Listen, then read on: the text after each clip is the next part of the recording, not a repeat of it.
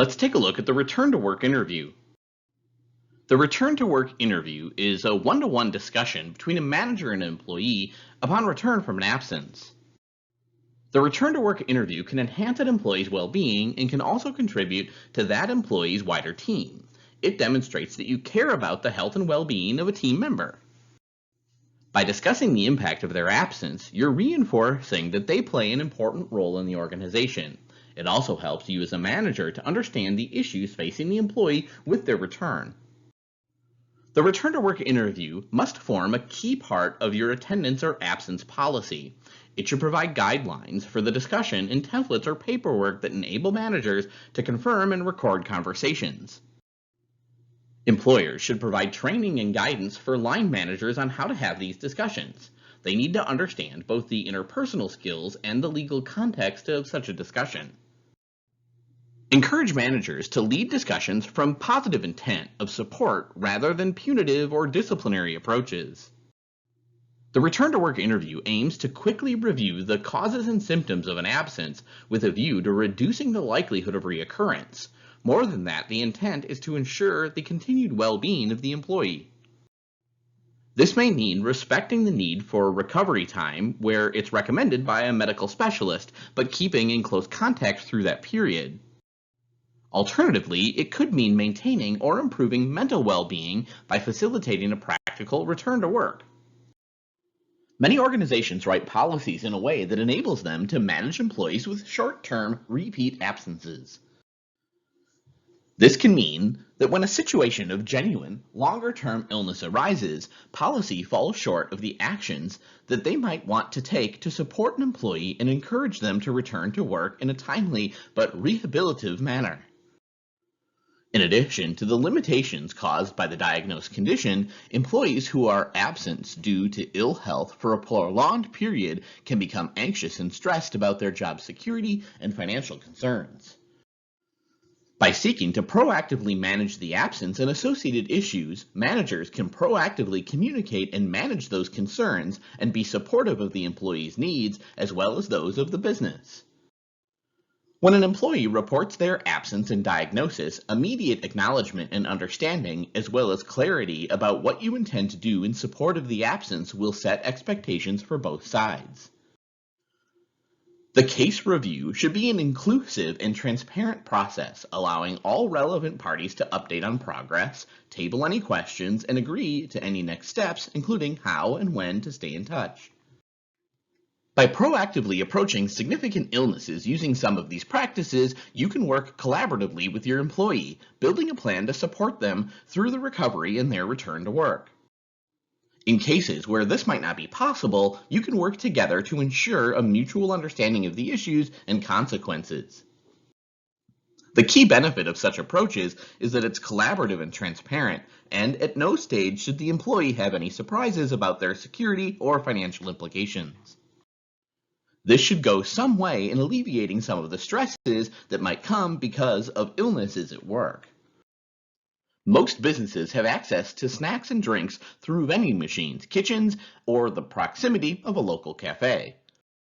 However, it can be difficult for employees to make healthy food choices with those options, and bringing their own healthy foods is sometimes the only way to ensure that healthy foods are available. According to research, only 1 in 4 of us are eating our recommended 5 fruits and vegetables a day, and this is particularly an issue among younger workers. The benefits of maintaining a healthy diet and making good food choices are known well. Food choices can also help to maintain personal energy, attention span, and motivation, and encourage people to feel happier. As part of a well-being program, providing this fruit for employees may encourage more consumption. In implementing a regular fruit box plan, you should also consider the availability of competing food choices that might detract from healthy eating options. You might want to consider making the choice clear and transparent for people. You might also want to consider other healthy snacking options such as nuts, dried fruits, or protein bars. Be sure to include allergy warnings and any other foods that you're providing for your employees. Providing fruit boxes is intended to encourage employees to make healthy food choices.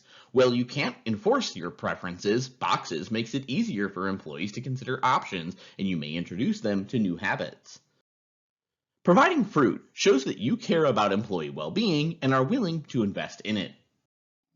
Many organizations are offering exercise rooms or fitness classes in the workplace.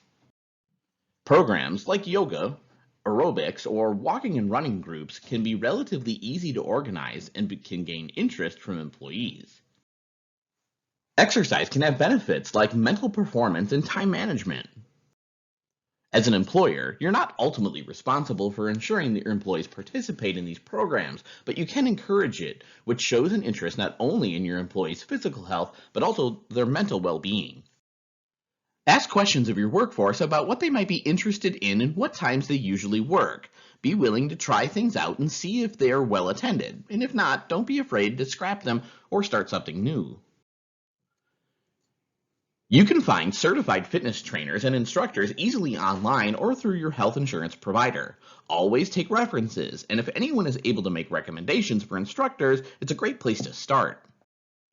You should consider the resources you may need to implement and maintain these classes and groups, and check whether you need any additional insurance to cover the risks of the program.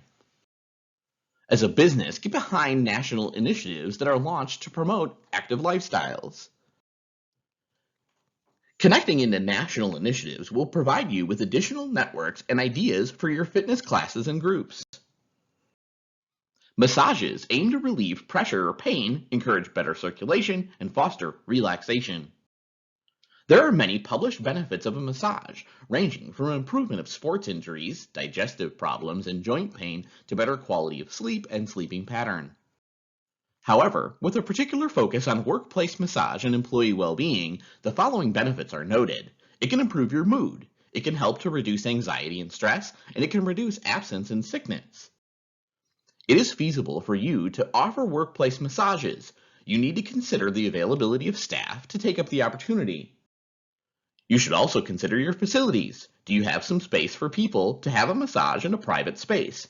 Many workplace therapists will offer in-chair massages, offering convenience for both the employer and the employee. Ask your employees if it's something that they're interested in. You might also want to talk to your other organizations about their experiences of setting up similar programs. Be transparent about pricing and whether you'll make any contribution, and provide information about what to expect, where to be, and what to wear. Get feedback. Offering massages at work, whether fully subsidized or not, may allow employees to feel more valued and that their concerns about anxiety or physical concerns have been heard. You must consider the cost of the program to the organization, impacts on employee well-being, and employee feedback. While the perception of traveling for business can be glamorous, the reality is often very different. While the necessity for business travel may be reducing, it's important that organizations look at their travel policies and practices and seek to mitigate the risks and issues that compromise well-being through the business travel journey. Technology allows organizations to avoid the need for international travel. Though even the implementation of such technology can have its challenges for employees, as time differences may mean that they have to work outside a standard workday to accommodate colleagues overseas. Recognize the time taken for out-of-hours working. If an employee has a late call, offer them the opportunity to have a later start time or flexibility in their work hours. Overseas business travel is sometimes seen as a perk, but the reality is that it can be exhausting.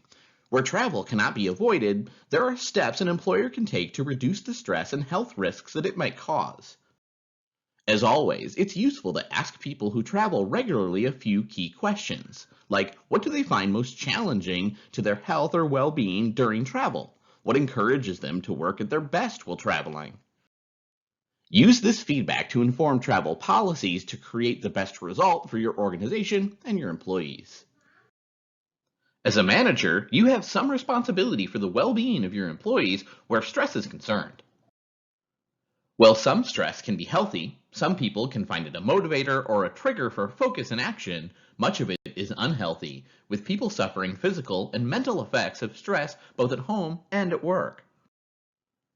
You have a role to play as a people manager in seeking to avoid workplace stress, and by knowing and understanding your team, appropriately allocating workload, and monitoring performance and well-being on a regular basis. The main causes of workplace stresses are workload pressure, tight deadlines, and too much responsibility. And there are things that leaders and organizations can do to reduce the risks given these contributory factors.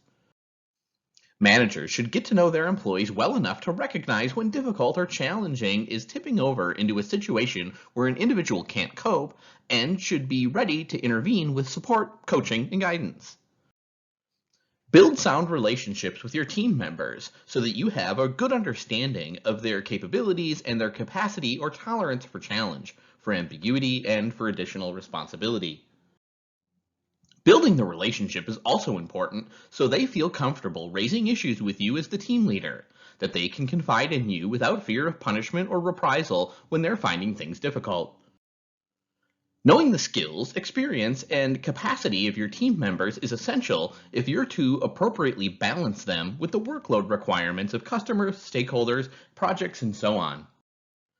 Involve employees in the discussion about taking on or releasing workload or project to get their perspective. Providing formal training about topics such as resilience, managing stress, mindfulness will also enable those who are vulnerable or interested in recognizing their own reaction and developing their own coping strategy. Checking in terms of meetings will allow you to monitor behaviors, notice changes, and offer continuous support to those who need it. When an employee experiences a strong emotional reaction at work, they may be in a state of being overwhelmed. At its extreme, being overwhelmed can make a person feel defeated, that there's no clear way to recover from the current state. In a less stressful condition, an employee may feel out of their depth, stressed, or concerned. The main issues causing work-related stress, depression, or anxiety are workload pressure, including tight deadlines, too much responsibility, and a lack of management support. While some employees may find multitasking engaging or exciting, others may find it challenging and stressful. As a people manager, you need to recognize your employees' different thresholds and act when tolerance is at risk. Reframing is a coaching tool that encourages a coachee to change their language to encourage a mindset change. It can help an employee to move from a negative state into a more positive frame of mind. Negative language, such as "it's impossible," or "the deadline will never work," or "I'll never finish this project on time," can create barriers. Taking some time to work with the employee to review their workload, reset priorities, and agree on focus areas will not only demonstrate your support to the employee, but will ensure that they can deliver what's most important. As soon as you notice any signs of overwhelm, check in with the employee and find out how they are, what's on their workload, their priorities, and so on. Be inquisitive, not accusatory. Offer support, not critique. By simply noticing when someone is overwhelmed, you can begin to provide the support needed to help. EAPs are a benefit offered by some organizations as part of a broader reward package. A typical EAP provides a confidential telephone or internet support service by an independent third-party specialist organization offering information, advice, and counseling. Their services support employees in dealing with emotional, health, financial, and legal concerns that they may be facing in either their professional or personal life. Services are provided by an external third party, and employees can be assured of strict confidentiality with no specific reporting back to the employer, although overall status and statistics on usage will be provided. Companies invest in employee assistance programs because dealing with these issues, like legal battles, employment concerns, financial worries, or health matters without support can be detrimental to an employee's health and well-being. Providing simple and confidential access affords employees the opportunity to quickly seek the support or guidance they need. The EAP provides a register of EAP organizations with varying requirements for different levels of registration within the association. You may also want to consider seeking referrals from healthcare providers. Noticing that an employee is struggling or establishing that they have issues, as a line manager, you can recommend at any time that they tap into the EAP resource for support. For those who do use it, the access to counseling, legal, and financial advice and support may provide many benefits. Emotional intelligence is the ability to recognize and effectively manage emotions in ourselves and others. As people managers, it's an important skill to ensure that you understand how your behaviors or actions affect others, but also so that you can see how those who work for you respond. Being able to effectively manage emotions is important for workplace relationships with colleagues and peers, for building effective associations with customers and suppliers, and being able to work effectively across functions. Organizations and individuals can take a variety of approaches to develop emotional intelligence. Encouraging your team members and taking the time yourself to reflect on interactions is one of the most valuable ways to learn about emotional intelligence. Asking others for comment or feedback about how behaviors or actions have been perceived will provide some additional information for individuals to take into account.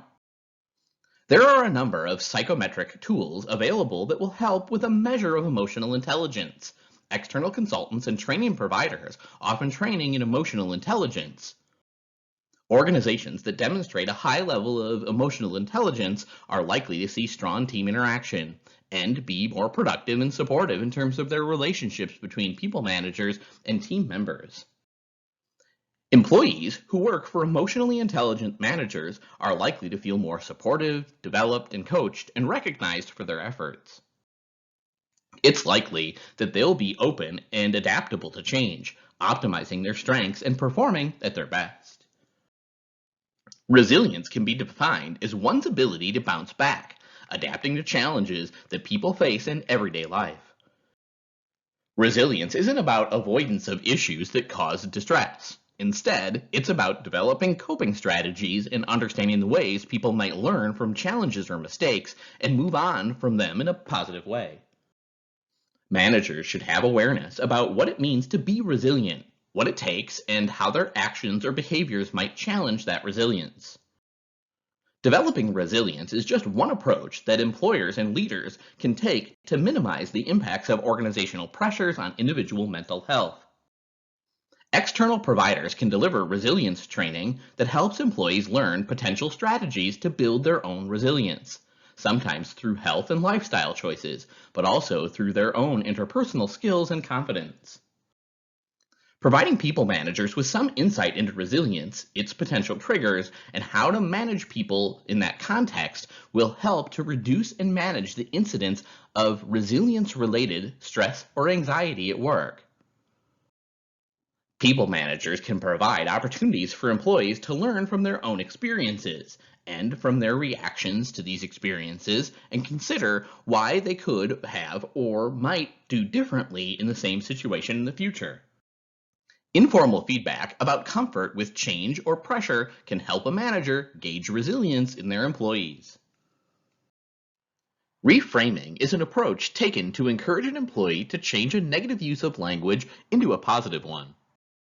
It provides the opportunity for an employee to reconsider and reposition their thoughts, feelings, and emotions about a person, a task, or about a situation.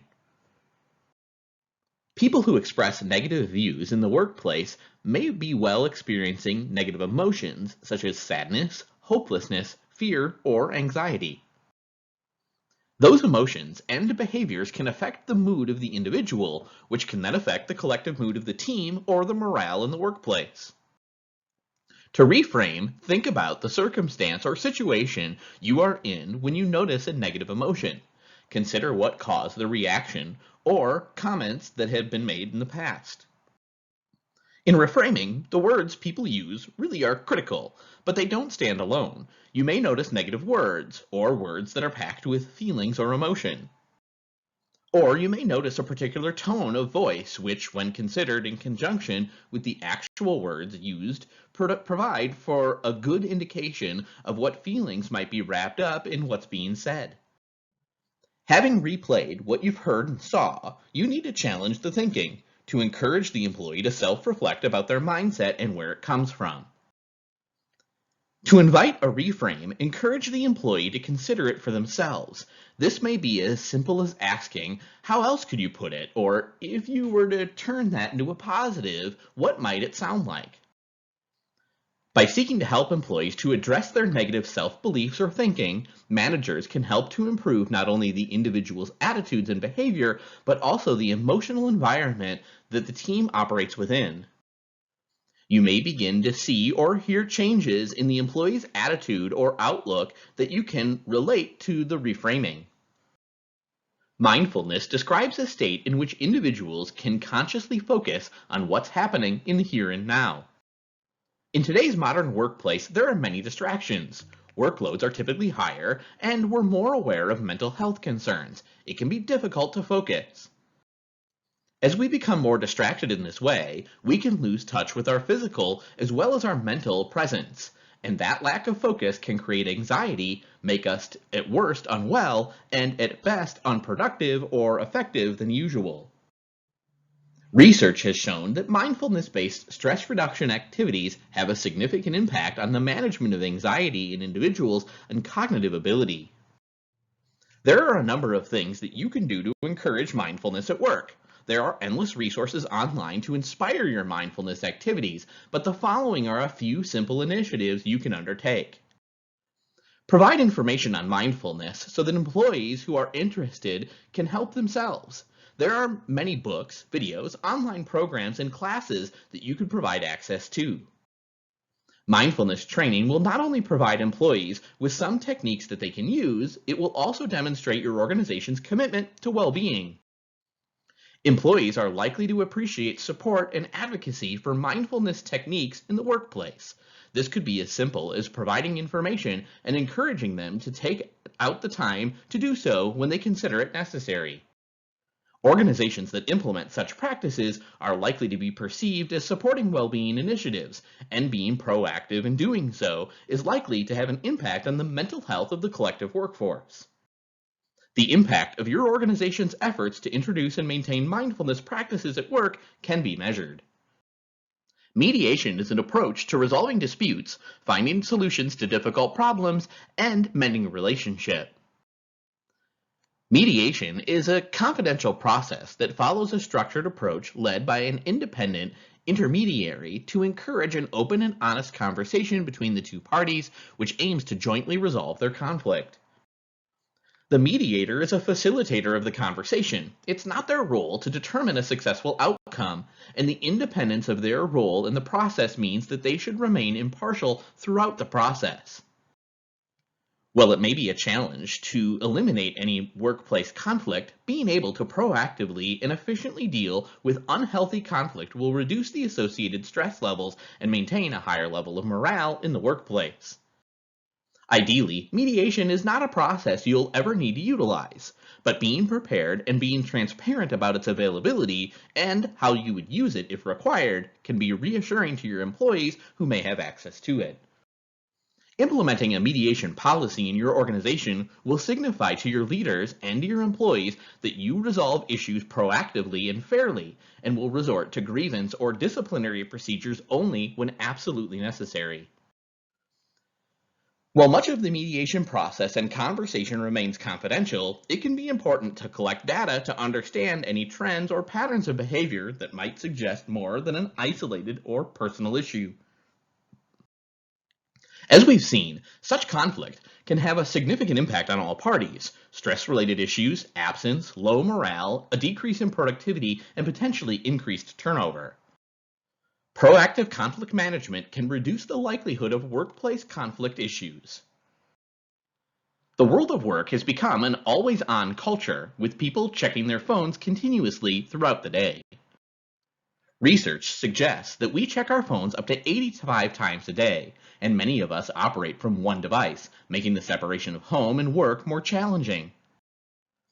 Add to this the increase of remote work or flexible working patterns, and this flexibility may mean that we appear to always be on, or maybe we just feel that we need to always be on.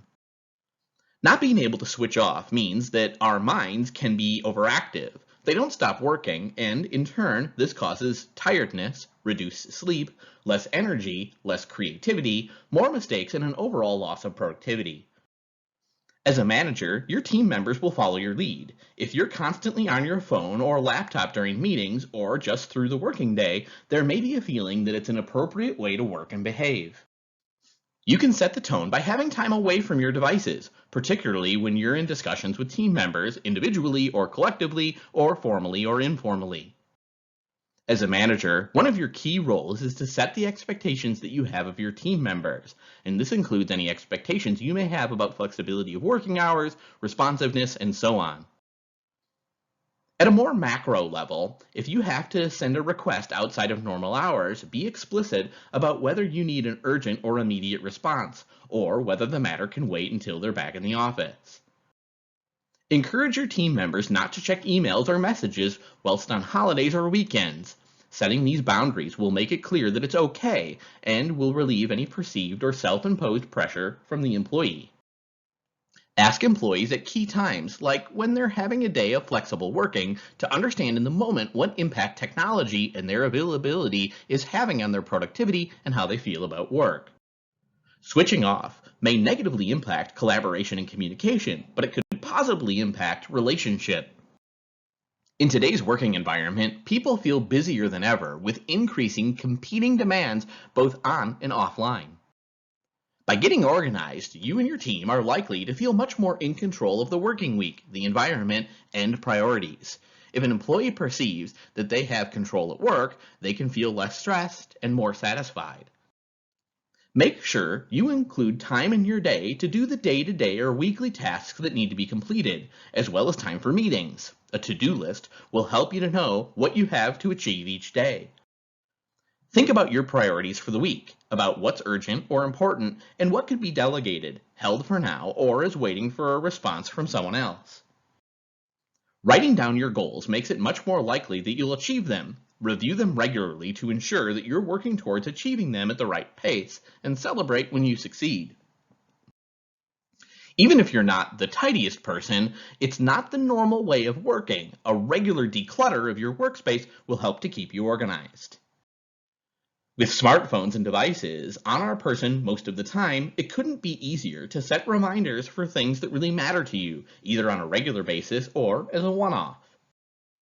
If you're struggling to focus, take a break, get a coffee, take a walk outside in the fresh air, and then come back to your desk and take a fresh look at your to-dos, your calendar, and your priorities. By taking time to consider a plan and get to your work, most employees feel more organized, feel filled and prepared, and will have a clearer idea of what has to be achieved, the priorities they have, and any potential conflict. The effectiveness of getting more organized is about how the individual feels about the achievement of their goals. As organizations create a workspace for employees, there are some factors that can influence well-being. While considering the size, layout, fixtures, and fittings of your workplace might sound like an expensive project, there are some small steps you can take to offer a positive and productive working environment for all employees. Changing or adapting the working environment to promote well-being factors and to become more person-centric will no doubt positively impact some of the main employee health issues that are faced in the workplace. Different people work with different preferences, and it can be beneficial not only to the individual, but also to their productivity and temperament to consider how you might accommodate those differences. Provide a few small areas where people can go and work in private or at quiet times when they really need to focus, but also collaboration areas, space in the office to gather around a board or a chart and engage in discussion or brainstorming. For some people, working in a desk space helps them to remain more productive, but for others it can feel restrictive and not inspiring. Provide some comfortable or more relaxed spaces where people can work more informally. Creative spaces can be important too, particularly where it's required to the team or to the role, and so the provision of an inspiring or creative space that's stimulating and interesting can be valuable. Adaptable chairs, height-adjustable desks, appropriate IT hardware, or any equipment that's required to support a disability will ensure that employees are able to work at their best and minimize disruption and discomfort. By providing a variety of options for employees' working spaces and ensuring that they are light, fresh, and inspiring, employees are more likely to enjoy their presence at work and to be inspired by their surroundings. Ask employees for feedback on overall office environment and for any suggestions they might have about what would make it better. You should also assess the workplace from a health, safety, environment, and adaptability perspective. The virtual workplace is not a traditional office environment, but rather one that has no boundaries. The changing spectrum of technology has enabled new ways of working, and forward-thinking organizations do embrace them. There's still a need for cohesion, teamwork, and collaboration.